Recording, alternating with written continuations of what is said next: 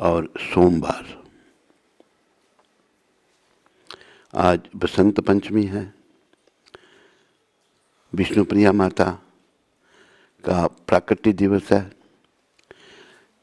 श्रीला विश्वनाथ चक्रवर्ती ठाकुर आज के दिन धाम को चले गए थे। पुंडरीक विद्यानिधि जो हैं वो भी आज के दिन प्रकट हुए थे, और रघुनंदन ठाकुर जी भी आज के दिन प्रकट हुए थे। रघुनाथ दास गोस्वामी आज के दिन प्रकट हुए थे। सरस्वती माता भी आज के दिन प्रकट हुई थी। ये सब महान विभूति हैं, भक्त इनका सब सिमरन करने से जो है हमारी शुद्धि होती है। इन्होंने क्या कहा, हम उसको सुनते हैं, तुम्हारी आत्मशुद्धि होती है। और जैसे कि केवल आपको बताया है, हमारे गुरु महाराज कहते थे, शुद्धे न सत्ता, अपनी सत्ता को शुद्ध करना है। हम कलियुगी जीव हैं। ऐसा देखा गया है, किसी को बड़ा ज्ञान हो जाता है तो उसका अहंकार हो जाता है। इसलिए भगवान ने अपने मुखारबिंद से कहा, अहम भक्ता पराधीना, मैं अपने भक्तों के अधीन हूं। भक्त जो हैं वो अहंकार रहित होते हैं। जो भक्त बन गया, समर्पण कर दिया भगवान के चरणों में, उन पर राधा रानी की कृपा होती है और वो अहंकार से मुक्त रहते हैं। श्रीला नरोत्तम ठाकुर जो हमारे एक बहुत बड़े आचार्य हुए हैं, उन्होंने कहा कि अहंकारे मत होइया, अहंकारी जीव जो है वो पागल हो जाता है। हम कलियुगी जीव प्राय अहंकार में डूबे हुए हैं। किसी न किसी चीज का अहंकार आ जाता है, पर हमें ध्यान रखना है कि ये अहंकार हमारे और भगवान के बीच में दीवार बन के खड़ा है। जिस किसी को भी किसी चीज का भी अहंकार हुआ वो भगवान से विलग हो गया। आज प्रसंग तो बहुत सारे हैं। एक बार भगवान के 3 पार्षदों को 3-4 बार अहंकार हो गया। सुदर्शन जी को, और सत्यभामा माता को, और तीसरे कौन है, गरुड़ जी को। तीनों को हुआ। तो तीनों भगवान के पार्षद हैं, तो भगवान से कुछ छिपा नहीं रहता। जीव स्वतंत्र है। तो गरुड़ जी को लगा, मैं आपको भगवान को पीठ पे बिठा कर नहीं लाऊं तो कहीं जा ही नहीं सकते। भगवान कहीं भी जा सकते हैं, भगवान तो सर्वत्र हैं, कण कण में उनका वास है। तो इन तीनों पार्षदों का सुधार करना चाहा भगवान ने। तो गरुड़ जी को बुलाया, कहा, गरुड़, एक मेरा भक्त है, मेरे राम रूप का भक्त है, उसको बुला के ले आओ। प्रभु अभी क्या, अभी आया, मैं मिल जा सकता हूँ। उसे सुदर्शन जी को बोल दिया, देखो सुदर्शन जी, आज मेरी द्वारका में कोई प्रवेश न करे। उनको भी थोड़ा आम था ना। अच्छा प्रभु, ठीक है। तो गरुड़ जी चले गए हनुमान जी को लाने के लिए। हनुमान जी अपना भजन कर रहे हैं। हनुमान जी बहुत प्रिय हैं और विनम्रता की मूर्ति है, ये याद रखो। जितनी विनम्रता हनुमान जी में है, इतनी किसी में नहीं हो सकती। ये रुद्र हैं, 11वें रुद्र, 11 रुद्र हैं उनमें से ज्ञानवरुद्र हनुमान जी हैं, ये अवतार हैं उनके। तो गरुड़ जी को बोला चलिए आपको भगवान बुला रहे हैं। हनुमान जी कहा चलते हैं। आपको जल्दी चलिए, आपको कहा भी चलते हैं। फिर बार बार उनको थोड़ा अहम था ना, तो हनुमान जी ने पकड़ा गरुड़ जी को मरोड़ कर समुद्र में फेंक दिया। उनको बड़ी शक्ति का उनका था। और खुद आगे मिलने के लिए भगवान को आगे तो भगवान को प्रणाम किया। जब आ रहे थे तो भगवान के पास सत्यभामा बैठी थी। सत्यभामा माता को भी थोड़ा अहम था कि मैं बड़ी सुंदर हूं, भगवान मेरे पास ही रहते हैं। जब हनुमान जी आ रहे थे तो भगवान कहते हैं देखो देवी, मैं अभी राम बनने जा रहा हूं, मेरे राम रूप का भक्त है, तुम सीता बन जाओ। मुझे क्या जरूरत है, मैं ऐसे ही ठीक। उनको अहम था ना थोड़ा। अच्छा जैसे तुम्हारी इच्छा। हनुमान जी आए, प्रणाम किया भगवान को। प्रभु आपकी बड़ी कृपा है, क्या मेरे लिए सेवा है। राम रूप में बात कर रहे हैं। भगवान बंसुरी हटाना भूल गए थे। तो बोले मुरली कब से रखने लग पड़े आप। भगवान ने मुरली, तो आप जब मेरी द्वारका में आए तो आपको रोका नहीं। हाँ वो घूम घूम घूम। तो कैसे आए फिर आप। मुंह खोल के चक्कर जी को मुंह में डाल दिया था। ये नीचे चक्कर जी का आम कदम मुंह में रख लिया था हनुमान जी ने। उनको मिलकर चले गए।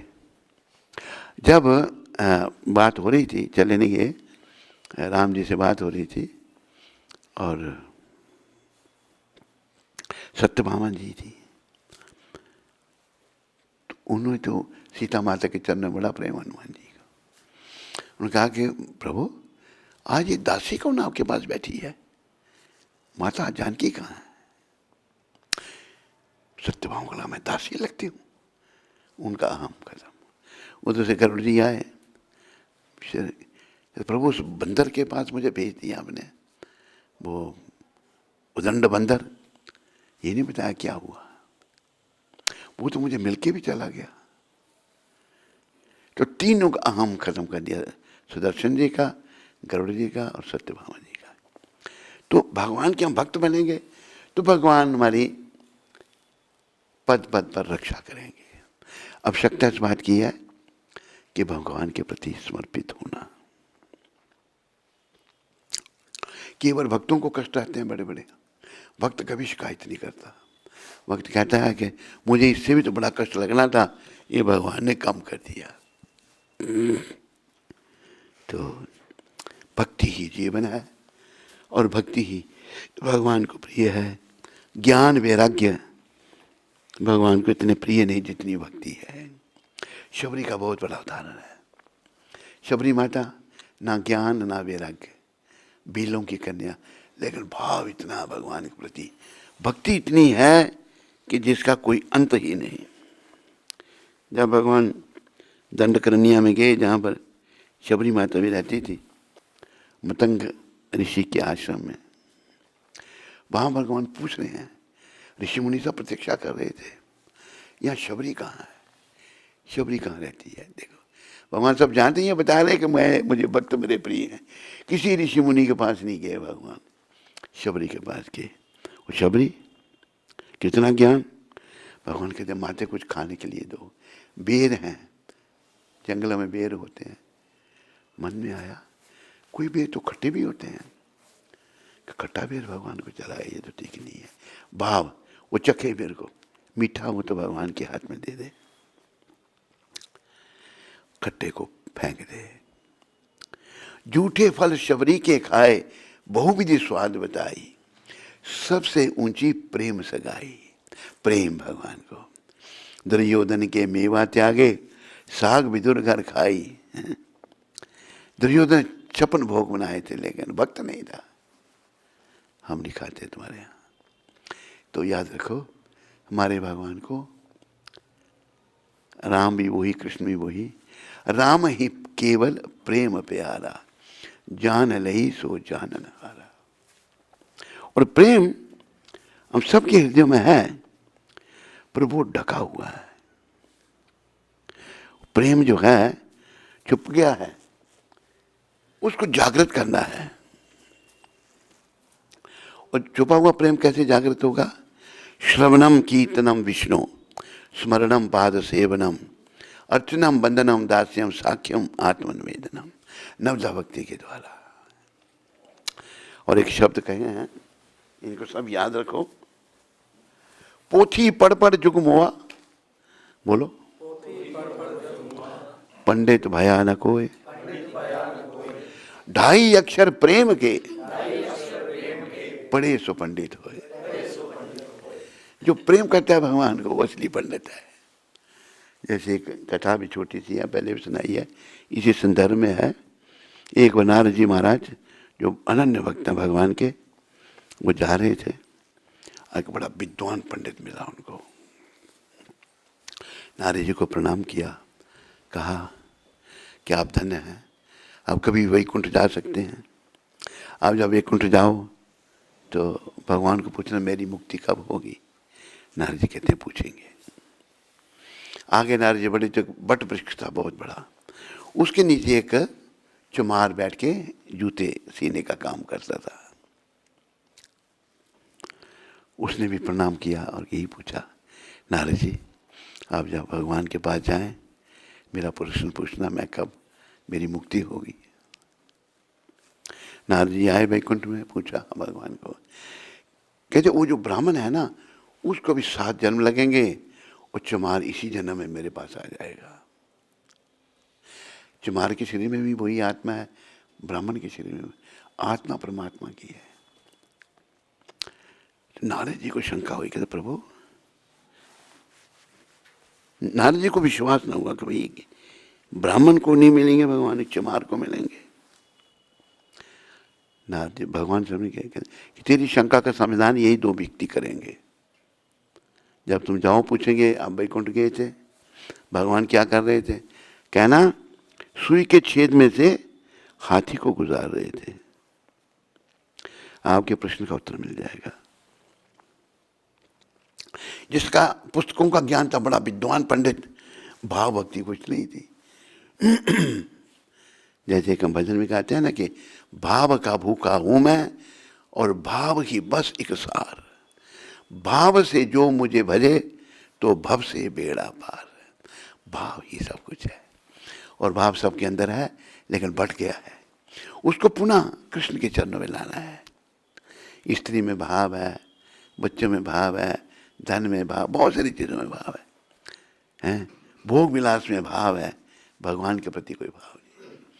जब भगवान के प्रति भाव जागृत होगा तो भगवान हमसे दूर नहीं है, उनके हमको दर्शन हो जाएंगे, मिल जाएंगे। तो आए तो उस ब्राह्मण ने पूछा, आप गए थे भगवान के पास, भगवान क्या कर रहे थे? कि आज एक बड़ी अद्भुत लीला हो रही थी। हम जब गए तो भगवान सुई के छेद में से हाथी को कभी इधर को जाते, इधर से इधर, इधर से इधर। वो ब्राह्मण जिसका पुस्तकों का ज्ञान था, कहते ये मैं मानने के लिए तैयार नहीं हूं। नारद जी जड़ समझ गए कि इसकी सदा नहीं है भगवान में।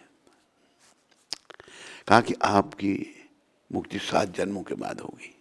और क्रोध आ गया, उसको चला गया। चमार के पास आए, उसने प्रणाम किया, कहता वैकुंठ गए थे, भगवान क्या कर रहे थे, मेरा प्रश्न पूछा।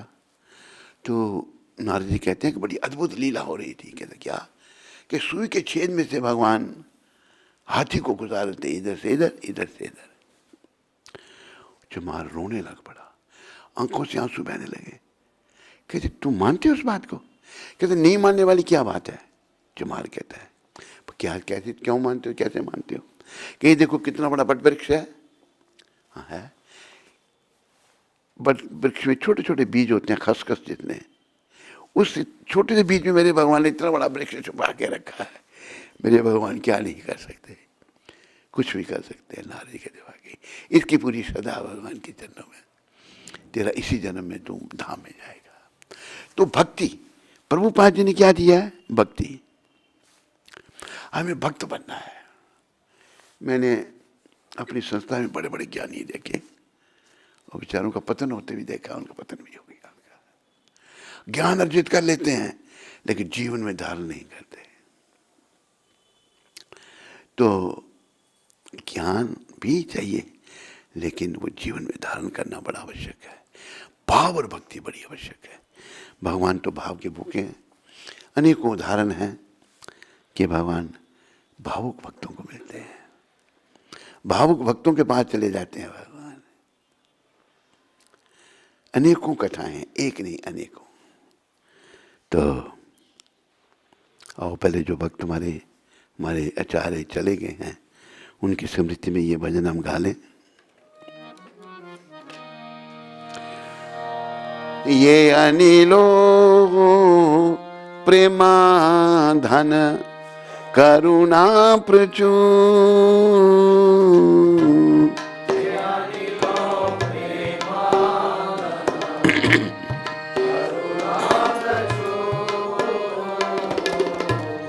हे न प्रभु को था गेला आचार्य ठाकुर, हे न प्रभु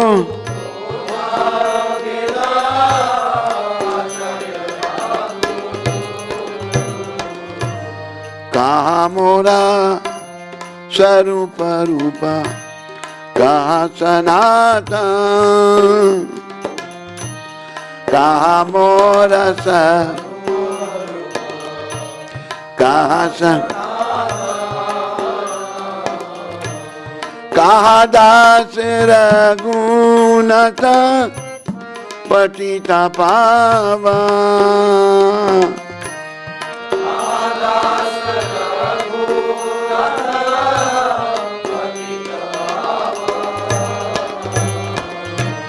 कहा मोरा भट युगा कहा कबीरा, कहा मोरा भट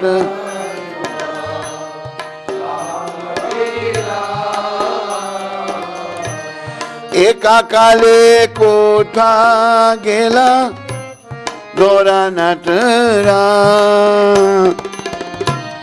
एका काले को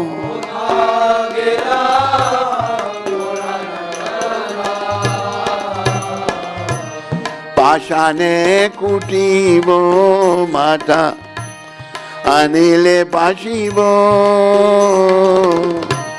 पाषाणे कुटी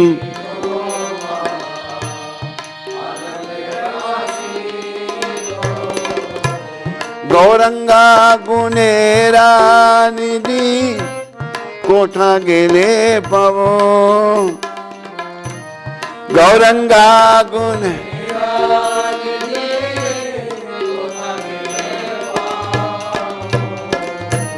शेषवा संगीला संगे ये कोई लोबिला, शेषवा संगीला ये कोई लोबिला, सही संग न पाया कांदे नरोत्तम दा,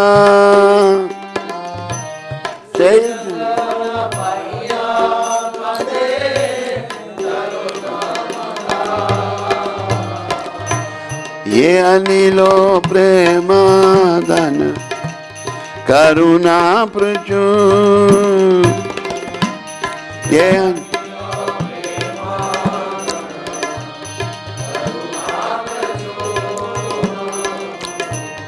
हे न प्रभु कोठा गेला आचार्य ठाकुर,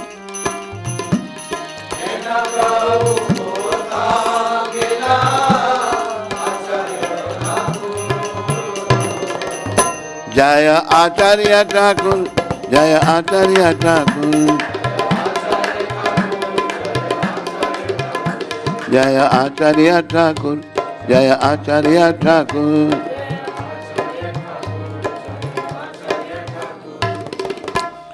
ये जितने भी हमारे आचार्य हुए सब महान विभूति थे सारे। इनकी कृपा से ही भगवत प्राप्ति हो सकती है। जो अपराकृत प्रेम का दान लेकर आए थे, जो करुणा के भंडार थे, ऐसे श्रीला श्रीनिवासाचार्य ठाकुर कहाँ गए? मेरे श्रीला स्वरूप दामोदर, श्रीला रूप गोस्वामी कहाँ हैं? श्रीला सनातन कहाँ हैं? पतित पावन श्रीला रघुनाथ दास कहाँ हैं? मेरे श्रीला रघुनाथ भट्ट और श्रीला गोपाल भट्ट कहाँ हैं? श्रीला कृष्णदास कविराज कहाँ हैं? महान नर्तक श्री श्री गौरांग महाप्रभु एकाएक कहाँ चले गए? यहां नाम आया कृष्णदास कविराज महाराज का। उनका आज तो कोई दिन नहीं है, पर इन्होंने चैतन्य चरितामृत लिखा सारा। जब 80 साल इनकी उम्र थी, भगवान ने कहा इनको, चैतन्य मदन मोहन ने, वो चैतन्य महाप्रभु की बहुत सारी लीलाएं रह गई हैं, उनको लिखो। इन्होंने चैतन्य चरितामृत में लिखा है, मैं जुगाई मदाई से भी पतित हूं। जुगाई मदाई इतने पतित थे, कोई सीमा नहीं। और गंदगी में पड़ा हुआ कीड़ा, मैं उससे भी नीच हूं। ये इनके शब्द है। इतने उच्च कोटि के वैष्णव, कितनी विनम्रता। तो इन वैष्णवों से, इनकी कृपा से हमें भी भक्ति सीखनी है, विनम्रता सीखनी है। हम सब शुद्ध, लेकिन भौतिक जगत के संपर्क में आकर हो गए अशुद्ध, विकार आ गए हमको। कुछ भी कारण हो, वातावरण के कारण, हमारे कर्म, दोष किसी को नहीं देना। जैसे भक्तों से सीखना, प्रहलाद महाराज उच्च कोटि के भक्त, जब उनके पिता को, हिरण्यकशिपु को भगवान ने मार दिया, नरसिंह भगवान ने मार दिया, और भगवान को बड़ा क्रोध है कि मेरे भक्त को कैसे, धरती डोले, जहां भगवान चरण रखते हैं धरती हिल जाती है। ब्रह्मा, शिव, इंद्र, चंद्र, गणपति, देखो देव देवता सब डर रहे हैं, जिनके कारण सब ब्रह्मा जी ने प्रहलाद जी को बुलाया, जाओ अपने भगवान के पास जाओ। सब डर रहे हैं। प्रहलाद जी 5 वर्ष के बालक चले गए। भगवान ने जब देखा, अपनी गोद में बिठाया, सर पे हाथ फेरा, शांत हो गए भगवान अपने भक्त को देखकर। तो पूछा, बेटा वर मांगो। प्रहलाद महाराज कहते हैं, प्रभु ये आपकी भक्ति कोई व्यापार है? ये आप मिल गए और क्या चाहिए? हम लोगों के मन में बड़ी भौतिक कामना है ना। कहा, अन्नाभिलाषता शून्यम, भौतिक इच्छा जीरो, कोई भौतिक इच्छा नहीं होनी चाहिए। ज्ञान कर्मादि नावृतम, ज्ञान भी नहीं चाहिए और कर्म भी नहीं चाहिए। अनुकूल ना कृष्णानुशील न भक्ति रुतमा, शुद्ध भक्त प्रहलाद महाराज कहते मुझे कुछ नहीं चाहिए। भगवान बार बार कह रहे हैं, क्यों कह रहे हैं? वो कहते कुछ नहीं चाहिए। इसलिए हम मूर्खों को दिखाने के लिए, हम जो मूर्ख भौतिक इच्छाओं से भरे पड़े हैं, उनको शिक्षा देने के लिए प्रहलाद महाराज, जे कृष्ण भजे सही बड़ा चतुर, जो कृष्ण का भजन करता है वही बुद्धिमान है, जो भजन नहीं करता भौतिक दृष्टि से वो कुछ भी, वो मूर्ख नंबर 1 है। प्रहलाद महाराज चतुर शिरोमणि है।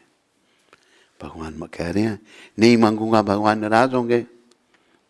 प्रहलाद में कहता, अच्छा प्रभु अगर आपने देना है तो मेरे पिता को क्षमा कर देना, जो बड़ा अपराधी था आपके चरण। पिता कौन? अपने पुत्र को जान से मार रहा है, नहीं मार सका, कितने प्रयास किए उसने, खुद मारने लगा। फिर समय आ गया तो भगवान प्रकट हुए, नरसिंह भगवान, अद्भुत रूप धारण किया भगवान ने। प्रश्न उठा, तुम्हारा पिता तो तुम्हें इतने कष्ट दे रहा था। प्रहलाद महाराज कहते, कौन किसको कष्ट देता है? वो मेरे ही कर्म थे। हमारे दिमाग में कभी ये बात नहीं आती कि मेरे कर्मों का फल मेरे सरों पर है। ये प्रहलाद जी ने उत्तर दिया, कोई किसी को कष्ट नहीं देता। बाप मार रहा है, कष्ट दे रहा है, जिंदा जलाने की कोशिश कर रहा है, तेल में उबालने की कोशिश कर रहा है। अरे जिसकी रक्षा कृष्ण राखे, कृष्णा मारे के, मारे कृष्णा राखे के, जिसकी रक्षा कृष्ण करे उसे कौन मार सकता है? और जिसे कृष्ण मारे उसे कौन बचा सकता है। दुर्योधन को बचाने के लिए बड़े राजे महाराजे बहुत, दुर्योधन नहीं बच सका। अर्जुन के पास सेना भी इतनी नहीं थी, लेकिन कृष्ण साथ में थे। अपने भक्त के लिए भगवान अपनी प्रतिज्ञा को बदल देते हैं। जब दुर्योधन और अर्जुन दोनों भगवान से मदद मांगने गए थे, दुर्योधन पहले गया अर्जुन को, बाद में क्या नाम था उनका, जो पांडवों के पक्ष में थे, हाँ, विदुर जी। विदुर ने कहा भांजे देख वो चले गए हैं, दुर्योधन चला गया भगवान के पास मदद मांगने, तुम भी जाओ। अर्जुन जाके चरणों में बैठ गए। दुर्योधन को सांप सूंघ गया, ये कहाँ से आ गया। जब भगवान उठे, अर्जुन कहा नहीं पहले मैं आया हूँ, हम बोलो, हम भाइयों में युद्ध होगा। भगवान ने कहा मैंने तो कहा नहीं करो, तुम करना ही चाहे तो करो। जीव स्वतंत्र है कर्म करने के लिए, याद रखो। भगवान का कोई दोष नहीं है, जीव स्वतंत्र, भगवान स्वतंत्र, हम उनकी संतान, हम भी स्वतंत्र हैं। हमारी आंशिक स्वतंत्रता है, उसका हम दुरुपयोग करते हैं। तो भगवान का अच्छा, तो एक तरफ सारी मेरी सेना, एक तरफ मैं निहत्था, लड़ूंगा नहीं। दुर्योधन चट सेना मांगने लगा। भगवान ने कहा दुर्योधन, अर्जुन तेरा छोटा भाई, इसको पहले मांगने दे। अब क्या, चुप हो गया।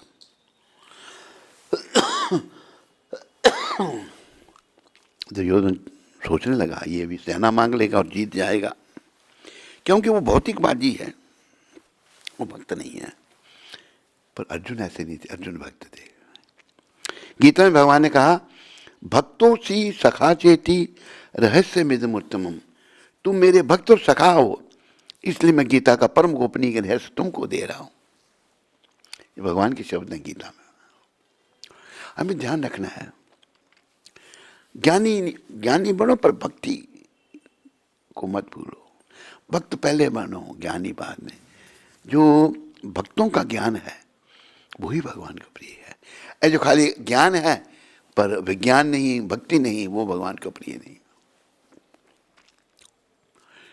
तो दुर्योधन सोचने लगा मैं जीती हुई बाजी हार गया, ये सेना मांग लेगा। लेकिन अर्जुन तो भक्त थे। अर्जुन ने कहा प्रभु मुझे आप चाहिए। दुर्योधन बड़ा खुश अंदर से कहता मुझे मंजूर है। सेना लेके वो चला गया। अर्जुन अगर भगवान किसी को अपना आप देते हैं तो ठोक बजा के देते हैं। कहा अर्जुन मैंने तेरे को मौका दिया था, तो मेरी सेना मांग लेता। तो अर्जुन भक्त हैं, प्रभु आपकी सेना आपके बिगाड़ किस काम की, मुझे तो आप चाहिए। अच्छा तो मैं तुम्हारा सारथी बन जाऊंगा। फिर दुर्योधन ने जब ठुकराया, अर्जुन शरण कृष्ण की आया, सारथी कृष्ण मुरार, क्यों ना मिले कन्हैया। होवे सच्चा प्यार, क्यों ना मिले कन्हैया, मिले तार से तार, क्यों ना मिले कन्हैया। अभी युद्ध चल रहा था महाभारत का, तो भगवान जिनके रक्षण कौन मार सकता है। एक दिन और जो क्या कहते हैं वो युद्ध में जो बड़ा होता है वो बड़ा बने हैं सेनापति, वो थे अपना क्या नाम, भीष्म पितामह। भीष्म पितामह जी थे सेनापति। अर्जुन भीष्म पितामह बड़े शक्तिशाली। दुर्योधन क्या पितामह जितने दिन से युद्ध हो रहा आपने एक भी पांडव को नहीं मारा, आप अन्न तो मेरा खाते हैं, मूर्ख दुर्योधन, लेकिन आप पक्ष पांडवों का ले रहे हैं। भीष्म पितामह कहते हैं पांडवों को मैं जरूर चाहता हूं, पर मैं तेरे लिए युद्ध कर रहा हूं, उनके पक्ष में नहीं लड़ रहा मैं। अच्छा मैं प्रतिज्ञा करता हूं कल एक पांडव को मार दूंगा मैं। अर्जुन और पितामह का युद्ध हो रहा है। पितामह में बड़ी शक्ति है, वो बाल ब्रह्मचारी हैं, बड़ी शक्ति, गंगा के पुत्र हैं। तो युद्ध जब चल रहा है, बाणों की वर्षा कर रहे हैं पितामह, मारना है जिसको उन्होंने वचन किया है कि मारूंगा। भगवान ने देखा मेरे भक्त पर संकट आ गया, झट भगवान नीचे उतरे, कहा मैं शस्त्र नहीं उठाऊंगा। एक रथ का पहिया ही उठाया भगवान ने और आगे पितामह की तरफ, पितामह ने समर्पण कर दिया। पितामह जानते थे कृष्ण कौन है, त्रिलोकीनाथ भगवान है। अर्जुन की रक्षा की, कहा लड़ूंगा नहीं, लेकिन देखो यहाँ रक्षा कर रहे हैं, अपने वचन को ही भगवान भंग कर देते हैं। और ये भक्ति लुप्त हो रही थी। लोग कलयुगी लोग हैं हम, बहुत सारी भौतिक इच्छाओं से भरे पड़े हैं। भगवान ने बड़ी कृपा करके अपने शुद्ध भक्त प्रभुपाद जी को भेजकर भक्ति का प्रचार किया, और फिर भक्ति लुप्त हो रही है। जो समझते हैं वो भक्ति करें, देखो देखी ना करें। देखो देखी जो है ना, अच्छा तुम क्यों ऐसा कर रहे हो, ये कर रहा है, ये भेड़ चाल है। जैसे एक भेड़ लाइफ स्टॉक गोडाउन में जाती है, बाकी भेड़ें पीछे आ जाती हैं उसके, ये नहीं पता दूसरे दिन निकाल के सबको मार दिया जाएगा।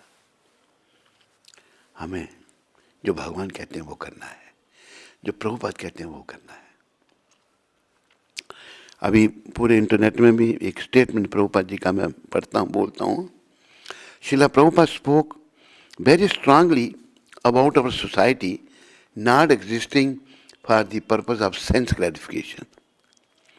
This was in connection with paying salaries to devotees and supplying special facilities for Krishnas. Prabhupada stressed that Krishna consciousness meant vairagya. One who was not interested yet in developing vairagya could not be maintained by the society. Otherwise, the whole institution would become weakened. If Krishnas were rendering essential service, the temple could provide living facilities, but they had to work voluntarily, not for salaries. Hari बोल। हिंदी अनुवाद कर इसका, सबको सुना जो अंग्रेजी नहीं है।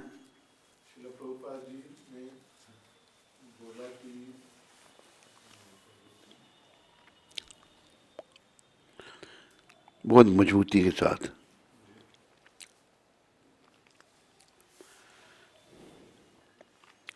बोल बोल। Srila Prabhupada spoke very strongly.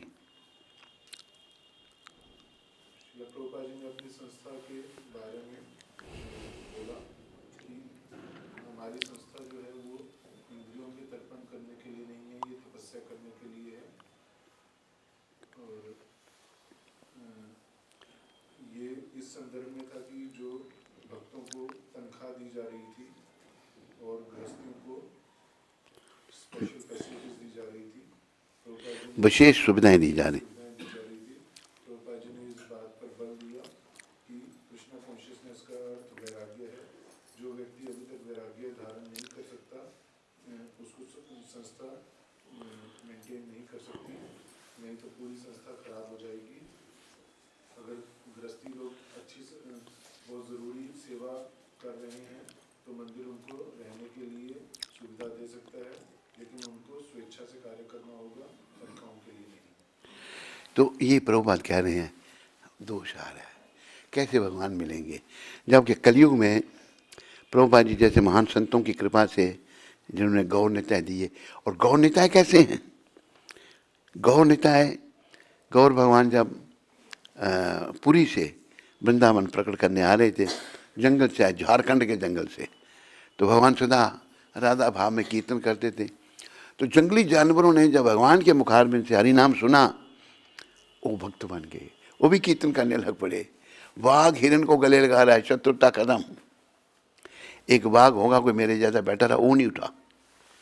तो बलभद्र भट्टाचार्य महाप्रभु के साथ में थे,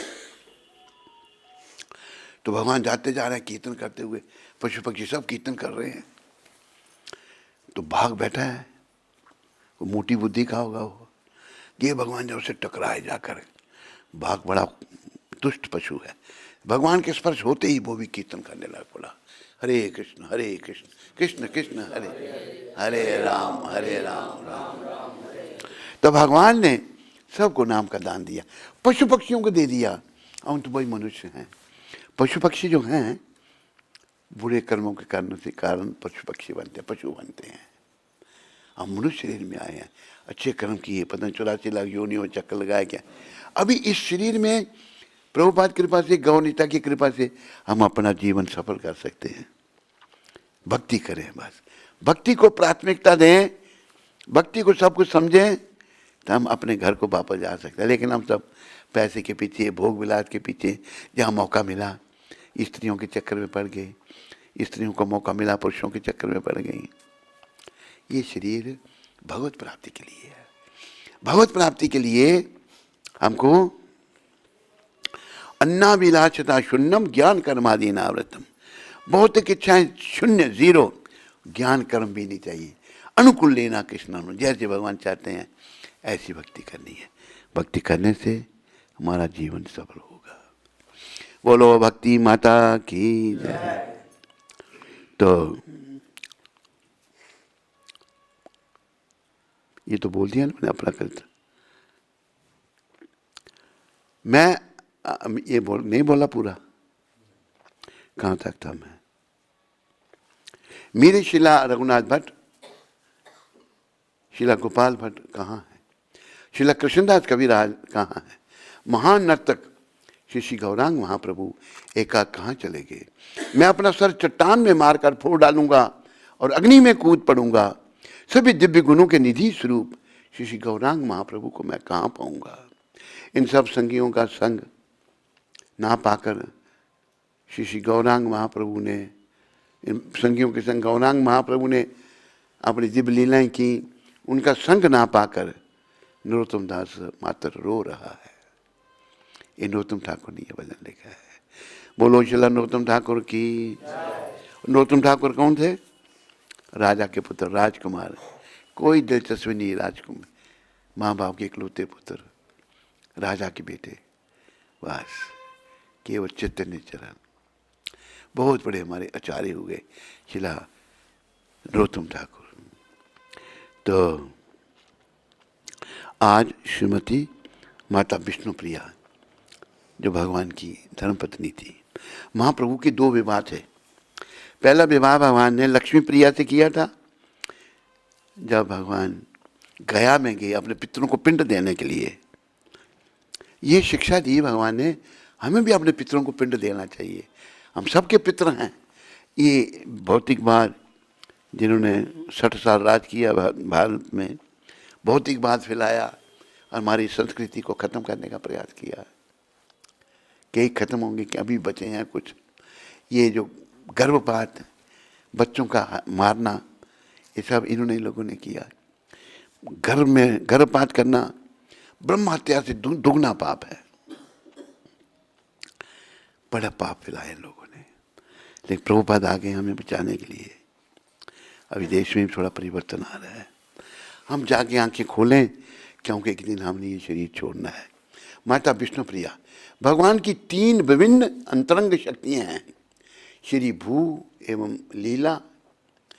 श्री भू एवं लीला, भू शक्ति ने गौर लीला में श्रीमती विष्णुप्रिया के रूप में प्रकट होकर श्री चैतन्य के संकीर्तन आंदोलन में सहायता की।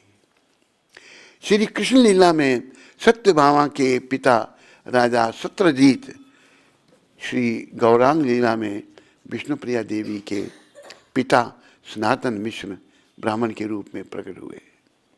श्रीमती विष्णुप्रिया देवी समस्त सद्गुणों से ओतप्रोत थी। बोलो विष्णुप्रिया माता की। उनकी रूप संपदा लक्ष्मी देवी को भी पराजित करती थी। वे अपने माता पिता के प्रति सेवानिष्ठ थी तथा कर्तव्य परायणता पूर्वक शास्त्रीय आदेशों का पालन करती थी। वे नियमित रूप से तुलसी देवी की पूजा करती थी। सबको नियमित रूप से करनी चाहिए, माता विष्णुप्रिया से सीखिए। तथा अनेक व्रतों का पालन करती थी, जैसे गंगा में प्रतिदिन 3 बार स्नान करना। जब भी विष्णुप्रिया गंगा तट पर शची माता से मिलती, वे विनम्रता पूर्वक उनके श्री चरणों में प्रणाम करती। शची माता प्रायः सोचती कि सुंदर साध्वी विष्णुप्रिया उनके पुत्र निमाई के लिए आदर्श वधू सिद्ध होगी। जब महाप्रभु के वियोग में उनकी प्रथम पत्नी लक्ष्मी प्रिया देवी का देहावासन हो गया, भगवान जब गया में गए थे, लक्ष्मी प्रिया को विरह के सर्प ने डसा, शरीर छोड़ दिया माता लक्ष्मी प्रिया ने। बोलो लक्ष्मी प्रिया माता की। तब निमाई पंडित ने श्रीमती विष्णु प्रिया देवी से विवाह किया।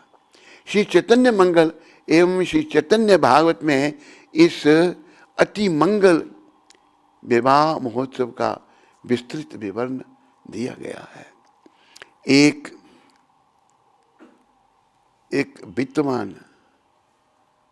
वित्तवान जमींदार बुद्धिमंत खान ने दिव्य युगल विष्णुप्रिया एवं श्री निमाई पंडित के भव्य राजसी विवाह उत्सव का संपूर्ण भय वहन किया। नवद्वीप एवं निकटवर्ती गांवों के समस्त निवासी इस विवाह महोत्सव में पधारे। समारोह के समय सब जन दिव्य युगल को निर्निमेष निहार रहे थे। दोनों बहुत सुंदर हैं, भगवान और विष्णुप्रिया। मानो वे विष्णुप्रिया एवं निमाई पंडित की निरूपम रूपमता को अपने भीतर समेट लेना चाहते हो। वैष्णव वृंद ने हरि का गुणगान किया। ब्राह्मणों ने महाप्रभु के चारों ओर घेरा बनाकर वेद मंत्रों का उच्चारण किया। चतुर्दिक हर्ष की हिलोरें उमड़ने लगी। जो उसमें डूबे नहीं, वे आनंद में मात्र कोते लगाते रहे।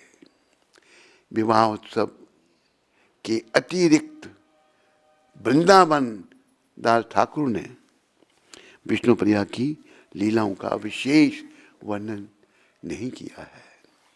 श्री चैतन्य मंगल में श्री लोचनदास ठाकुर अन्यत्र अनुक्त लीलाओं का वर्णन करते हैं। वे श्री गौरांग महाप्रभु द्वारा संन्यास लिए जाने की पूर्व रात्रि को उनके एवं विष्णुप्रिया के मध्य हुए अत्यंत मर्म स्पर्शी अंतिम वार्तालाप का वर्णन करते हैं। हरि बोल। ऐनक है मेरी। भावरुद्ध कंठ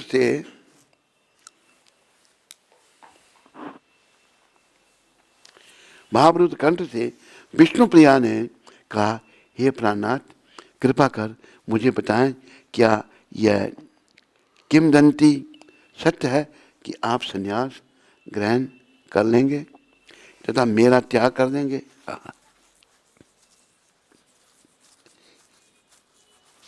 यदि मैं आपका संग खो बैठूंगी तो मैं विष खाकर अपने प्राणों का अंत कर दूंगी। श्री गौर राय ने मृदुल व संदेशनशील वाणी में उत्तर दिया, विष्णुप्रिया, तुम मुझे अपने प्राणों संप्रिय हो, चिंता करने की कोई आवश्यकता नहीं। जो मैं कहने जा रहा हूं कृपया सुनो, क्योंकि इससे तुम्हारा हित होगा। इस जगत में एकमात्र सत्य भगवान तथा वैष्णव है। सत्य भगवान और वैष्णव है, भगवान ही कह रहे, ये सब कुछ माया है। माता पिता संतान स्त्री व पुरुष के मध्य संबंध ये सब माइक है, भौतिक है। श्री कृष्ण ही सबके स्वामी अर्थात वास्तविक पति हैं। याद रखो सारे, श्री कृष्ण सबके स्वामी और वास्तविक पति हैं। शोक मत करो, ना ही चिंता करो, तुम्हारा नाम विष्णुप्रिया है, ऐसा विष्णुप्रिया के वास्तविक अभिप्राय को सार्थक करो तथा सदैव अपने हृदय में श्री कृष्ण का ध्यान करो। तदंतर श्री गौर सुंदर ने अपना चतुर्भुज रूप दिखाया, जिससे विष्णु प्रिया को उनका परम पद समझने में सहायता मिली। भगवान ने चतुर्भुज रूप में दर्शन दिए थे विष्णु प्रिया माता को। उस रूप के दर्शन से विष्णु प्रिया के विषाद का, वेदना का निवारण हुआ, उन्हें आनंद का अनुभव हुआ। इस दर्शन तथा महाप्रभु की शिक्षा से उनकी दुविधा दूर हो गई, किंतु उन्होंने अपने मन में भगवान को अपने पति रूप में बनाए रखा। सशक्ते हुए चैतन्य महाप्रभु के श्री चरणों में गिरकर मैं बोली, मैं आपसे याचना करती हूँ कि मेरा सविनीय निवेदन स्वीकार करें। आप मेरे प्रिय प्राणेश्वर हैं, आप ही मेरी एकमात्र संपदा हैं। आपके तथा आपकी सेवा के अतिरिक्त मेरे पास और कुछ भी नहीं है। श्री गौरांग महाप्रभु ने अपने नयनों से विष्णु प्रिया का आलिंगन किया। उन्होंने इन शब्दों द्वारा उन्हें कृपा दान दिया, मैं इधर उधर भ्रमण करूंगा, किंतु मैं कहीं भी जाऊं मैं सदैव तुम्हारे पास रहूंगा। जय हो। भगवान श्री गौर सुंदर की परम स्वतंत्र प्रकृति को समझते हुए विष्णु प्रिया ने कहा, हे नाथ, आप वही करें जो आपको प्रसन्नता प्रदान करे, कोई भी आपके दिव्य ध्येय में बाधा ना बने। ये चैतन्य मंगल में श्री लोचन दास ठाकुर ने लिखा है।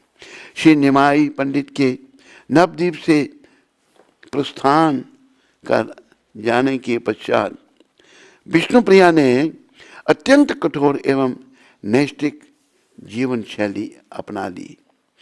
वे अमावस्या की पूर्व रात्रि के चंद्राकार की भांति कृशकाय हो गई। कठिन साधना करते हुए वे हरे कृष्ण जबकि एक माला करने पर अन्न का एक दाना अलग रखती थी। पूरी माला करके एक दाना चावल का अलग कर देना। सायंकाल में विष्णु प्रिया अन्न के इन दानों को पकाती। कितने हो गया विचार करो, जितना जप किया उन्होंने उतनी महाप्रभु के अपने निजी विग्रह को अर्पण करती तथा तदंतर उनका प्रसाद ग्रहण करती। आद्यकाल में विष्णु प्रिया द्वारा पूजित श्री गौरांग महाप्रभु का यह है आकर्षक अर्थ विग्रह धामेश्वर महाप्रभु के नाम से प्रसिद्ध है तथा नवद्वीप नगर में विराजमान है। श्रीमन महाप्रभु नियमित पूजन स्वीकार करते हैं और अशेष कृपा प्रदान करते हैं। बोलो श्री चैतन्य महाप्रभु की, बोलो माता विष्णु प्रिया की। आज विश्वनाथ चक्रवर्ती ठाकुर तिरुभाव, विश्वनाथ चक्रवर्ती ठाकुर का तिरुभाव सन 1638 में आविर्भूत श्रीला विश्वनाथ चक्रवर्ती ठाकुर हरि बल्लभ दास श्री नरोत्तम दास ठाकुर की शिष्य परंपरा में है। विश्वनाथ ने श्री राधा रमन चक्रवर्ती से दीक्षा ग्रहण की। यद्यपि विश्वनाथ विवाहित थे, वे पारिवारिक जीवन के प्रति उदासीन रहते थे तथा शीघ्र ही उन्हें गृह त्याग कर दिया, घर छोड़ दिया। वे वृंदावन धाम चले गए आए तथा उन्होंने राधा कुंड के तट पर श्री कृष्ण भजन किया। राधा कुंड के तट पर उनकी शुद्ध भक्ति, विद्युता तथा राधा गोकुलानंद की अंतरंग विलास लीलाओं की यथार्थ अनुभूति के कारण उन्हें वैष्णव मुकुटमणि कहा जाता है। बोलो वैष्णव मुकुटमणि की जय। गौड़िया अधिकारीजन का कहना है कि श्रील रूप गोस्वामी बाघ देवता अवतार अर्थात वाणी रूप देवता के अवतार हैं। और गौड़िया आचार्यों विशेषकर उनके प्रत्यक्ष शिष्यों का मानना है कि विश्वनाथ चक्रवर्ती ठाकुर श्रील रूप गोस्वामी के अवतार हैं। परम सत्य की अनुभूतियों की दृष्टि से समस्त गौड़िया वैष्णव आचार्यों में केवल विश्वनाथ चक्रवर्ती ठाकुर ही श्रील रूप गोस्वामी के सदृश हैं।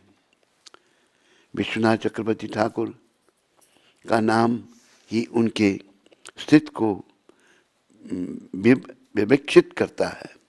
विश्वनाथ का अर्थ है वह जो विश्वनाथ श्री कृष्ण विश्व के स्वामी की भक्ति रूप मणि को प्रकाशित करते हैं। चक्रवर्ती का अर्थ है वह जो सब जन को शुद्ध श्री कृष्ण भक्त चक्र मंडल में अवस्थित करता है।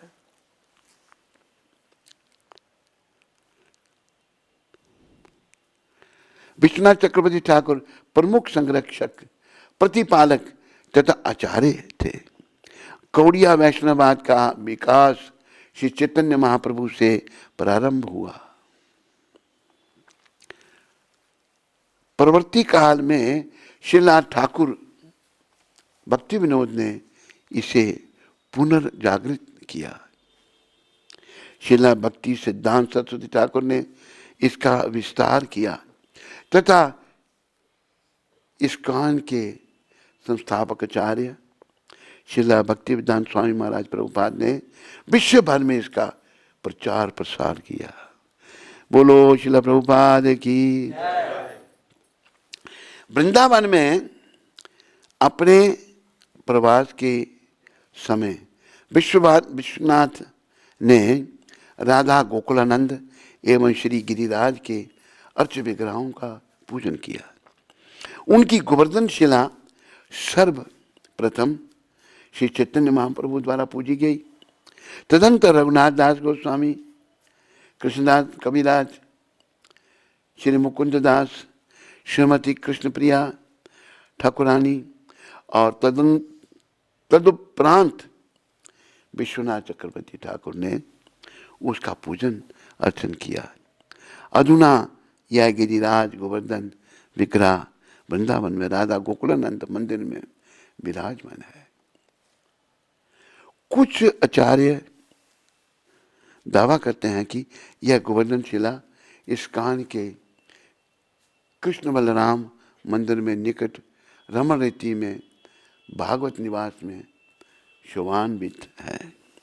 श्री कृष्ण ने विश्वनाथ को स्वप्नादेश दिया कि वे गोस्वामी राज्यों की टीकाओं का रचना करें। वे अविलंब ही विपुल भक्ति साहित्य का सर्जन करने लगे। वे जब भी लिखने बैठते मेघ उनका आवरण कवच बन धूप से उनकी रक्षा करते। एक बार उस क्षेत्र में मूसलाधार वर्षा हुई जहाँ पर विश्वनाथ भागवत पर अपनी टीकाएं लिख रहे थे। किंतु ऐसा चमत्कार हुआ कि विश्वनाथ अथवा उनकी भागवत हस्तलिपि पर एक बूंद भी नहीं गिरी। मंत्रार्थ दीपिका काम गायत्री की व्याख्या का संकलन करते समय श्री विश्वनाथ किंग कर्तव्य विमूढ़ हो गए थे। अपने अथक अनुसंधान से उन्होंने पाया कि काम गायत्री से 25 अक्षर हैं। वे प्रमाणित नहीं कर पा रहे थे कि कृष्ण दास कविराज ने चैतन्य चरितामृत में यह क्यों लिखा है कि काम गायत्री में 24.5 अक्षर हैं और ये अक्षर श्री कृष्ण की अपराकृत देह पर विद्यमान 24.5 चंद्र समूह से अनुरूप हैं। श्रीमती राधिका ने एक स्वप्न में विश्वनाथ की शंका का निवारण करते हुए कहा, हे विश्वनाथ, अब और खेद मत करो। कृष्णदास कविराज ने जो कुछ लिखा है वह परम सत्य है। वे मेरी अंतरंगा सखी मंजरी भी हैं और उन्हें मेरे अंतरतम भावों के विषय में सब विदित है। काम गायत्री मेरी उपासना का मंत्र है। निस्संदेह मैं इस मंत्र के अक्षरों द्वारा प्रकाशित होती हूँ। मेरे अनुग्रह के बिना कोई भी इसके रहस्य को समझने में समर्थ नहीं है। वर्णांगम भास्वत नाम ग्रंथ में अर्धाक्षर का निरूपण किया गया है। उसे देखकर ही श्रील कृष्णदास कविराज ने काम गायत्री का स्वरूप निर्णय किया है। यह वर्ण के पश्चात जब भी वी वर्ण आता है, जैसा कि कामदेवाय विद्महे में है, तब वह अर्धाक्षर माना जाता है। यह श्री कृष्ण के ललाट पर आता है। चूंकि उनका ललाट अर्धचंद्र के आवामंडल के आकार का है। मंत्र के शेष सब वर्ण पूर्ण अक्षर हैं, अतः पूर्वेंदु हैं। अब उठो, उस ग्रंथ का अध्ययन करो तथा परोपकारार्थ इस प्रमाण को संकलित करो। तत्क्षण उठकर विश्वनाथ हा राधे हा राधे हा राधे कहकर विलाप करने लगे। राधा रानी के वर्ण दर्शन के ने विश्वनाथ के लेखन में एक दिव्य शक्ति का संचार कर दिया। उन्हें अनुभूति हुई कि उन्हें श्रीमती राधा रानी की एक अंतरंग सखी मंजरी के रूप में स्वीकार कर लिया गया है। उनकी रचनाओं में यह शोध झलकता है। विश्वनाथ चक्रवर्ती ठाकुर ने राधा गिरिधारी की शुद्ध भक्ति पर 40 से भी अधिक ग्रंथों का प्रणयन किया है। उन्होंने श्रीमद् भागवत सारार्थ दर्शनी, भगवद गीता सारार्थ वर्षिणी, शिलारूप गोस्वामी, कवि कर्णपुर एवं नरोत्तम दास ठाकुर की कृतियों पर सुमधुर एवं अत्यंत भावात्मक रसिक टीकाओं की भी रचना की। उनके द्वारा विरचित ग्रंथों में श्री कृष्ण भावनामृत, माधुर्य कादम्बनी, ब्रिज रीति चिंतामणि, चमत्कार चंद्रिका, स्वप्न विलास अमृत, संकल्प ध्रुम तथा अन्य अनेक ग्रंथ सम्मिलित हैं। श्रील विश्वनाथ चक्रवर्ती ठाकुर का जीवन तथा शिक्षाएं संपूर्ण गौड़िया वैष्णव संप्रदाय को सुख, प्रेरणा एवं दिव्य प्रज्ञा प्रदान करती हैं। हम हार्दिक प्रार्थना करते हैं कि जन्म जन्मांतर के उपरांत हम एक दिन उनके पद कमलों की धूलि का एक कण बनने का अधिकार प्राप्त कर सकेंगे। श्रील विश्वनाथ चक्रवर्ती ठाकुर की जय। श्रील विश्वनाथ चक्रवर्ती ठाकुर की। श्री कृष्ण लीला में वे विनोद वल्लभी मंजरी के रूप में श्री राधिका की सेवा में रत हैं। उनकी समाधि राधा गोकुलानंद मंदिर के प्रांगण में विराजमान है। हरे कृष्णा हरे कृष्णा कृष्णा कृष्णा हरे हरे हरे राम राम राम हरे हरे। शिला पुंडरीक विद्यानिधि, उनका आज प्रकटी दिवस, आज के दिन ये प्रकट हुए पुंडरीक विद्यानिधि हैं। 3 और हैं, एक ये कर लें आज, बड़ा लंबा है। कितने पेज है? नहीं करना आज इसको, कर लेते हैं। शिला पुंडरीक विद्यानिधि माधवेंद्रपुरी के शिष्य पुंडरीक विद्यानिधि गदाधर पंडित के गुरु थे तथा स्वरूप दामोदर के एक अंतरंग मित्र थे। एक बार जगन्नाथपुरी में पुंडरीक विद्यानिधि स्वरूप दामोदर से एक लंबी अवधि के उपरांत मिले। आनंद पूर्वक मैत्री भाव में पुंडरीक एवं स्वरूप एक दूसरे की चरण रेणु चाह रहे थे। जब वे अपने अपने पांव बचाते हुए एक दूसरे के चरण स्पर्श करने का प्रयास कर रहे थे, ऐसा देखा कि भक्त मिलते हैं ना, एक उनके चरण छूते हैं, वो उनके छूते हैं, वो इन दोनों में हो रहा है, प्रयास कर रहे थे। उनके बीच छीना झपटी होने लगी, क्योंकि दोनों ही बलवंत थे। कोई भी विजय प्राप्त नहीं कर सका, किंतु श्री गौरांग ने उनकी इस क्रीड़ा का आनंद उठाया।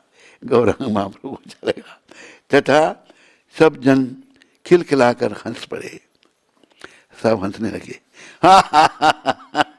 आप भी हंसो, वो हंसे तो सबको हंसना चाहिए। पुंडरीक विद्यानिधि के अन्य नाम भी हैं, श्री विद्यानिधि, आचार्य निधि, भक्त निधि तथा प्रेम निधि। श्री चैतन्य महाप्रभु द्वारा प्रदत्त उनके अलग अलग नाम भगवान ने दिए हैं उनको। उनके नाम का श्रवण मात्र करने से समस्त जगत निर्मल हो जाता है। इतने मानते पुंडरीक विद्यानिधि। श्री गौर का कहना है, प्रेम निधि की शुद्ध भक्ति कभी कभी श्री चैतन्य महाप्रभु को अत्याधिक क्रंदन करने पर विवश कर देती थी। इतना भाव भगवान की आंखों में आंसू आ जाते थे। वे पुकार उठते, बाप पिता, पिता पुंडरीक, पुंडरीक मेरे पिता। भगवान कहते थे, मेरे परम प्रिय मित्र, मुझे आपके दर्शन पुनः कब प्राप्त होंगे। वृंदावन लीला में पुंडरीक विद्यानिधि वृषभानु महाराज हैं, राधा जी के पिता, राधा के पिताजी श्री कृष्ण प्रेम सुधा निधि में निरंतर गोते लगाते हुए पुंडरीक में प्राय अश्रु, रोमांच, मूर्छा आदि सात्विक विकार प्रदर्शित होते थे। जो भी पुंडरीक विद्यानिधि एवं गदाधर पंडित की भेंट के अवरोक्त व्याख्यान का श्रवण अथवा पाठ करेगा, उसे भगवत प्रेम निधि प्राप्त होगी। श्री चैतन्य भागवत में ऐसा लिखा है। नवद्वीप में प्रथम आगमन करने पर पुंडरीक विद्यानिधि ने स्वयं को एक संसारिक विषय के रूप में प्रस्तुत किया। मुकुंद के अतिरिक्त किसी को यह ज्ञात नहीं या कि पुंडरीक विद्यानिधि एक शुद्ध वैष्णव थे। आज भी हैं। आज मैं आपका परिचय एक अद्वितीय वैष्णव से कराने जा रहा हूं। मुकुंद ने कहा, जब वे गदाधर पंडित की भेंट पुंडरीक विद्यानिधि से कराने गए, उन्होंने देखा कि पुंडरीक एक ऐसे भव्य पीतल की शैया पर टीक लगाए विराजमान थे, जो लाल कोशे चादरों से आच्छादित थी। रेशमी तकिए थे तथा ऊपर चंदोवा की 3 तहें थी। भुज विस्तार पर एक रतन जड़ित पान दान था, जिसमें सुगंधित पान व सुपारी रखे थे। पलंग के समीप रखे 2 चमचमाते पीतल के पीकदान थे। प्रतीत होते थे मानो मुख प्रहरी खड़े हों। दर्पण में अपने पान से अभिरंजित होठों का प्रतिबिंब देकर पुंडरीक ढहाके लगाकर हंस पड़े। 2 सेवक मोर पंख से पंखा कर उन्हें शीतलता प्रदान कर रहे थे। यह कोई वैष्णव है या अथवा विलासता में निमग्न कोई राजकुमार? गदाधर पंडित अचंभित थे। गदाधर जो है राधा जी के अवतार हैं। गदाधर ने मन में पुंडरीक की आध्यात्मिक स्थिति के संबंध में संदेह उत्पन्न हुआ। उनके मन को भांपते हुए मुकुंद ने पुंडरीक विद्यानिधि के अति अनंत दिव्य स्वरूप को प्रकाशित करने का निश्चित किया। मुकुंद ने श्रीमद् भागवत का 10वां स्कंद 6वां अध्याय 35वें श्लोक का सस्वर वाचन किया। ओहो, भला मैं उनसे अधिक दयालु अन्य की शरण कैसे ग्रहण करूंगा, जिन्होंने उस आसुरी पूतना को माता का पद प्रदान किया।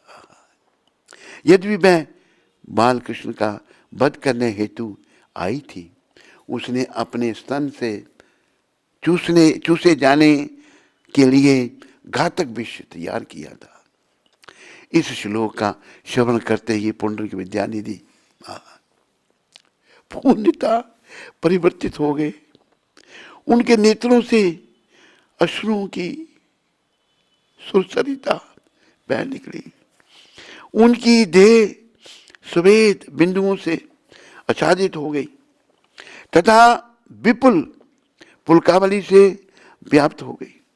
उन्होंने अपना बेल बूटों से अलंकृत रेशमी कुर्ता फाड़ डाला तथा पागलों की भांति अपने पांव पटकने लगे।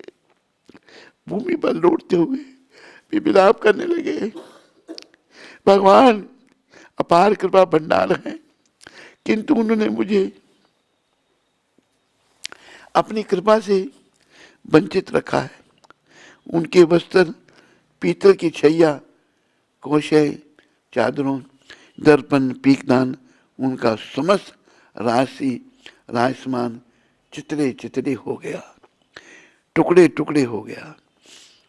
उस 10 जनों ने प्रयास किया, किंतु वे पुंडरीक के भावोन्माद के आवेग को रोक ना पाए। श्री कृष्ण के प्रति पुंडरीक विद्यानिधि के शुद्ध प्रेम की अभिव्यक्तियां कुछ समय तक एक दूसरे के संग स्पर्धा करती रही। अंतोत्वगत्वा उनकी दिव्य भावनाएं शिखर पर पहुंच गईं और वे बाह्य चेतना खो बैठे। दिव्य अनुभूतियों के इस चमत्कारिक प्रदर्शन को निरखने के पश्चात गदाधर पंडित को अपने अपराध का बोध हुआ कि पुंडरीक विद्यानिधि को एक भौतिकतावादी भक्त समझना एक त्रुटिपूर्ण धारणा थी। अपनी भूल को सुधारने के लिए वे पुंडरीक विद्यानिधि से दीक्षा लेना चाहते थे।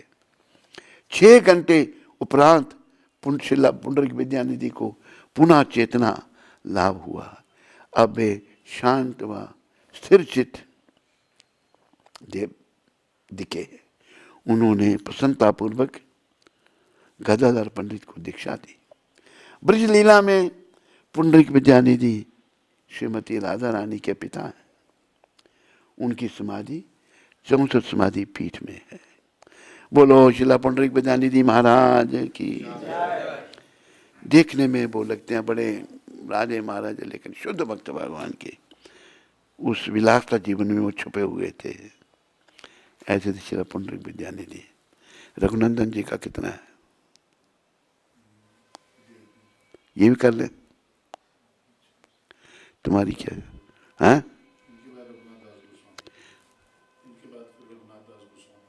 रघुनाथ दास, तो दोनों करने हैं। टाइम हो रहा है, फिर इसे भी कल करें। और क्या था आज के दिन?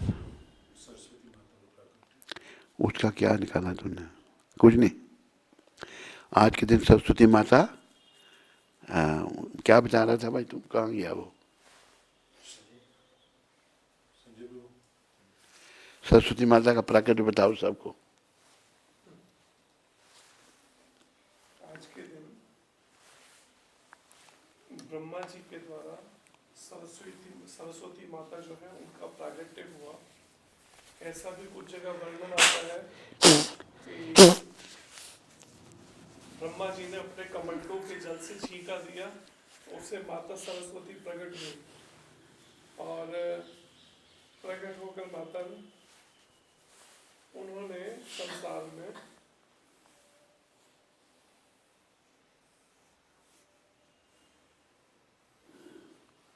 क्या हुआ? जिससे देवी सरस्वती प्रकट हुई। देवी सरस्वती ने वीणा बजाकर पूरे संसार में मधुर आवाज फैलाई और सृष्टि में जीवन का संचार हुआ। तभी से देवी सरस्वती को ज्ञान, संगीत और कला की देवी माना जाता है। और उसी दिन बसंत ऋतु भी थी, शुरू हुई, तो इसलिए ब्रह्मा जी ने बसंत पंचमी के नाम से ये मनाई जाने लगी। तब से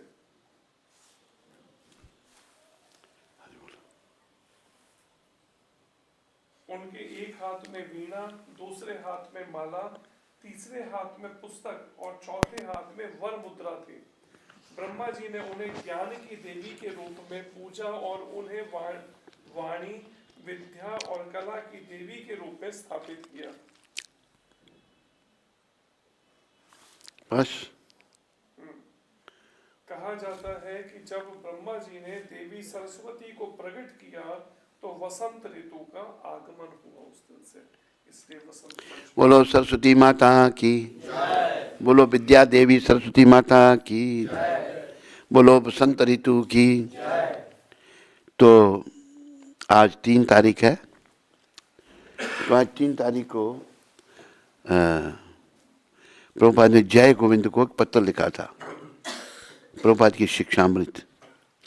तुमने कहा कि तुम्हारी नौकरी माया है, किंतु माया तो वहाँ होती है जहाँ कृष्ण भावना नहीं होती। और क्योंकि तुम श्री कृष्ण के कार्य को आगे बढ़ाने के लिए कार्य कर रहे हो, इसलिए वह माया नहीं है। जब हम किसी भी वस्तु को श्री कृष्ण भक्ति में लगाते हैं तो वह सच्चा वैराग्य है। तो ये आज की शिक्षा प्रभुपाद जी की, कुछ भी चीज जो कृष्ण की सेवा में लगे वो सच्चा वैराग्य है, और जब हम अपनी सेवा में लगाएं तो वो माया है। तो भगवान जय गोविंद को ये कह रहे हैं कि तुम्हारी नौकरी माया नहीं है, क्योंकि तुम पैसे कमाकर कृष्ण की सेवा में लगा रहे हो। अगर तुम अपनी सेवा में लगाते तब माया थी, और जब भगवान की सेवा में लगा रहे हो तो वो दिव्य है। तो सबको शिक्षा लेनी चाहिए इससे। हमारे पास जो धन संपत्ति हो, गृहस्थियों के लिए ये है, ये नेक्टर ऑफ डिवोशन की शुरुआत में लिखा है प्रभुपाद जी ने, ये तेरे पास हो तो निकाल देना। प्रभुपाद ने कहा है कि रूप गोस्वामी ने क्या किया था, अपना जो नौकरी छोड़ी थी वो फाइनेंस मिनिस्टर थे, तो आधी आय जो है उन्होंने ब्राह्मणों, वैष्णवों में और भगवान की सेवा में लगा दी थी 50%, और 25% अपने परिवार को दिया था, और 25% जो है इमरजेंसी के लिए रखा था, कोई इमरजेंसी पड़ जाए। उनके बड़े भाई को नवाब हुसैन शाह ने बंदी बना लिया था, तो फिर वो लड़ने की चला गया था पुरी में, तो वो 25% से मदद लेकर जेल कीपर को देकर पैसे, तो अपना श्रील सनातन गोस्वामी मुक्त होकर महाप्रभु के पास आए थे। तो गृहस्थियों को अपनी आय का, अगर जिन्हें भगवत प्राप्ति करनी है, जिन्हें आवागमन में जाना है, तो वो इच्छुक है, स्वतंत्र हैं। अगर हम भगवत प्राप्ति करना चाहते हैं, गृहस्थी में भक्ति योग, ये क्या लिखा तूने, निकला तेरे पास वो?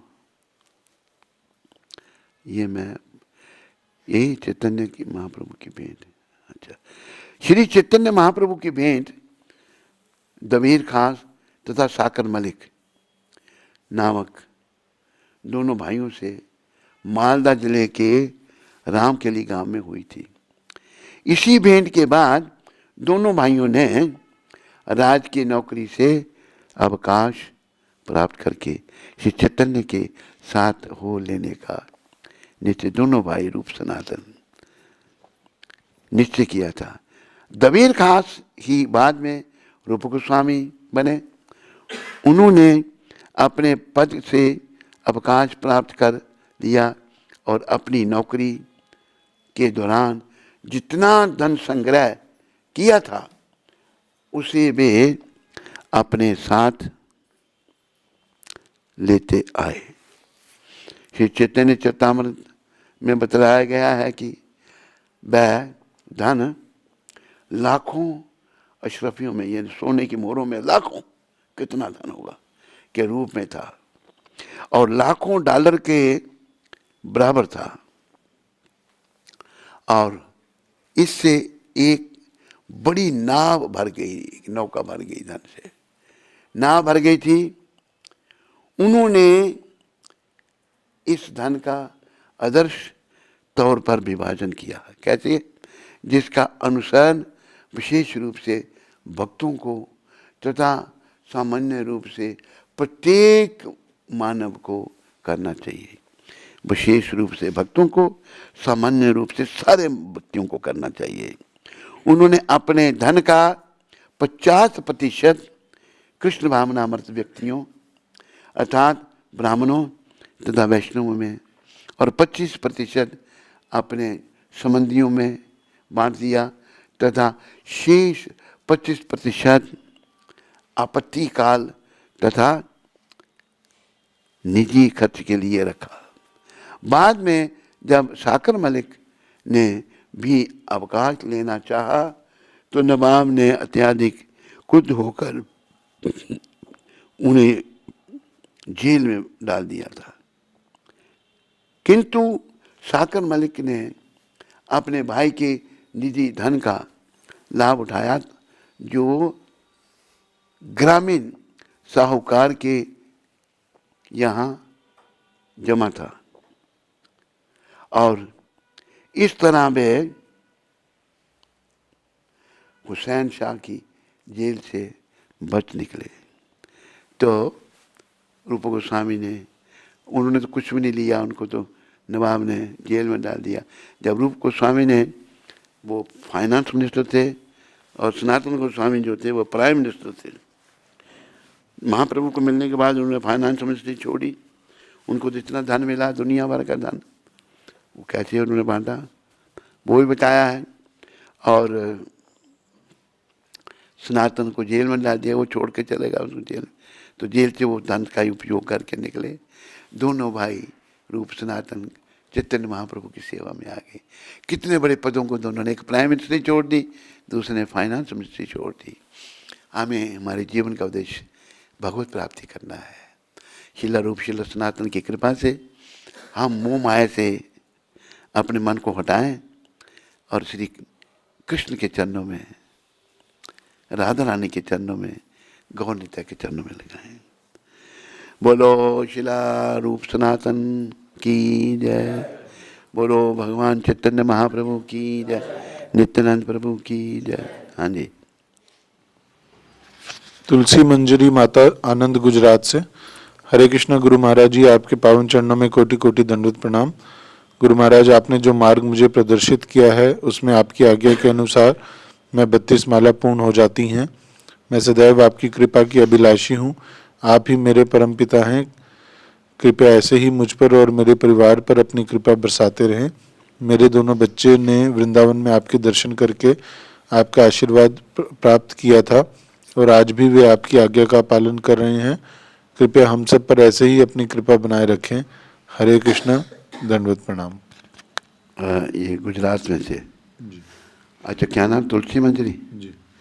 तुलसी मंजरी देवी 32 माला का हाथ हमने, पर अभी हम बढ़ाने जा रहे हैं माला।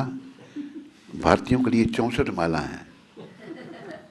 16 माला जो हैं ये अंग्रेज़ों के लिए हैं, क्योंकि मूवमेंट प्रभुपाद जी अंग्रेज़ों के देश न्यूयॉर्क से शुरू की थी, क्योंकि भारत के लोग सब अंग्रेजियात की तरफ आकर्षित थे। तो उनको बदलना एक अवतारी पुरुष का ही काम था। प्रभुपाद जी ने उनके जीवन को बदल दिया। उन्होंने 4 नियमों का पालन करना शुरू कर दिया।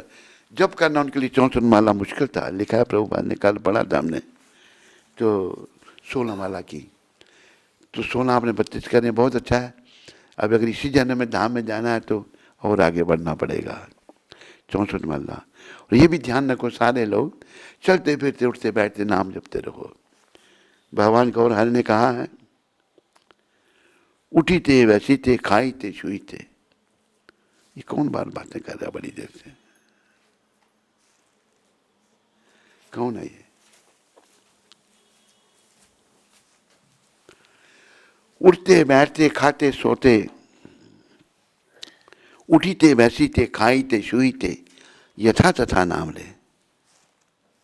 जैसे तैसे कोई नाम लेता है, देश काल नियम नहीं। कौन? तेरे बदल हमको धीरे धीरे करो। क्यों वो अंदर क्यों नहीं आए? अच्छा अच्छा। तो उठी थे वैसी थे, खाई थे छुई थे, यथा तथा नाम ले, देश काल नियम नाही, सर्वसिद्धि हुए। उठते बैठते खाते सोते नाम जपते रहो बस। ये भगवान ने कहा है। और कोई देश काल नियम नहीं है कि अभी जपना अभी नहीं जपना है। सारी सिद्धियाँ हो जाएंगी। सबसे बड़ी सिद्धि है कि कृष्ण प्रेम मिल जाएगा, कृष्ण मिल जाएंगे। बोलो मोर मुकुट बंसी वाले की, बोलो कृष्ण चैतन्य महाप्रभु की, नित्यानंद प्रभु की, अद्वैताचार्य की, गदाधर ठाकुर की, श्रीवत्स ठाकुर की। बोलो इन सब के देने वाले पतित पावन शिला प्रभुपाद की, सब भक्तों की जय जयकार हो। गुरु और गौरांग की जय जयकार। हरे कृष्ण। क्षमा माता जम्मू से। हरे कृष्ण गुरु महाराज जी, दंडवत प्रणाम। कुछ दिन पहले मुझे स्वप्न में शिला प्रभुपाद जी के दर्शन हुए, जिसमें प्रभुपाद जी मुझे एक पंडाल में मिले। मैंने प्रभुपाद जी को अपने घर आने के लिए कहा। अगले दिन प्रभुपाद जी हमारे घर पर आते हैं और वे घर के मंदिर में जाकर प्रणाम करते हैं और फिर ज़मीन पर बैठ जाते हैं और मैं भागकर उनके लिए आसन लाती हूँ। फिर प्रभुपाद जी मुझसे पूछते हैं बच्चे कहाँ हैं। फिर मैं बच्चों को बुलाती हूँ। प्रभुपाद जी बच्चों से मिलते हैं। मैं मन में सोचती हूँ कि प्रभुपाद जी की क्या सेवा करूँ, तो मन में आता है जो लक्ष्मी व्यास पूजा के लिए जमा कर रही हूँ वो दे देती हूँ। बस मेरी नींद टूट जाती है। प्रभुपाद जी अगले दिन फिर मुझे स्वप्न में आते हैं। प्रभुपाद जी मिले। प्रभुपाद जी ने मेरा हाथ पकड़कर चल रहे होते हैं। ज़मीन ऊपर नीचे होती है और कुछ दीवारें भी होती हैं। हम उधमपुर मंदिर जा रहे होते हैं। मैं प्रभुपाद जी से कहती हूँ आप मेरे दोनों बच्चों को अपनी शरणागति दे दो। तो प्रभुपाद जी कहते हैं हाँ। हरे कृष्ण महाराज जी, दंडवत प्रणाम। ये जम्मू से। क्या नाम? क्षमा कौन सी? जो पुलिस वाले की बड़ी विशेष कृपा, इसका भाव तो बड़ा है। क्षमा माता तेरे पर बड़ी विशेष कृपा हो रही है प्रभुपाद जी की। तो जीवन को सफलता के पथ पर आगे बढ़ाओ, खूब भजन करो। और तुम्हारा पति भी जप कर रहा है नहीं कर रहा है, उनको ही बोलो, बच्चों को ही बोलो। और कोई प्रश्न किसी का? पुष्पक सोनार नासिक से। हरे कृष्ण गुरु महाराज जी, आपके चरणों में दंडवत प्रणाम। महाराज जी, आज के सत्संग में आपने महान वैष्णव पुंडरिक विद्यानिधि और गदाधर पंडित जी को जो दीक्षा मिलने की कथा सुनाई, उसमें गदाधर पंडित जी को भी देर से दीक्षा मिली। तो क्या दीक्षा में देरी होना ये शिष्य के प्रारब्ध हैं या पूर्व जन्म के पाप या अभी गुरु कृपा का अभाव है, कृपया मार्गदर्शन करें, जिसको जानने से शिष्य अपनाने में सुधार कर सकें, शिष्य अपने में सुधार कर सकें। देखो, ये पुष्पक सोनार जी, निर्भर करता है। और वैसे दीक्षा जो है कुछ अभी बड़ी सस्ती बन गई है, दीक्षा इतनी सस्ती नहीं है।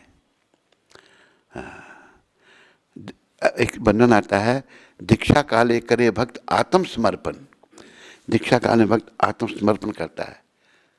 जब समर्पण नहीं है, दीक्षा लेके बैठ गए घर में ही नहीं, पूर्ण सही काले करे कृष्ण आत्मसम, उसको कृष्ण अपने समान बना देते हैं। शिष्य की समर्पणता कितना समर्पण है। तो अभी बड़े शिष्य बनाना ये भी मना किया गया है। प्रभुपाद ने लिखा है कि one should not initiate so many disciples.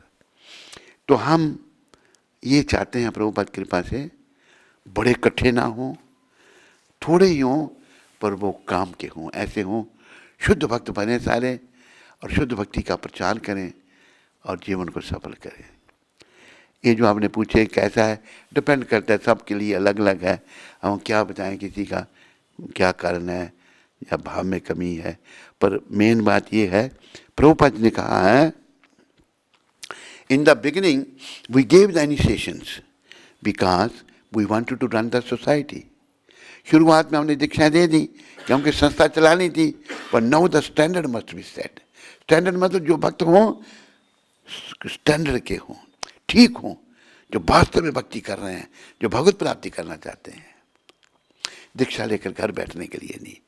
अभी देखो, रूप सनातन जो थे, जैसे भगवान वालों ने कितने बड़े पद छोड़ दिए, वो भगवान को पाना चाहते थे। एक फाइनेंस मिनिस्टर, रूप Goswami finance minister, Sanatan Goswami prime minister. कितना धन था, क्या रखा अपने पास? कुछ भी नहीं।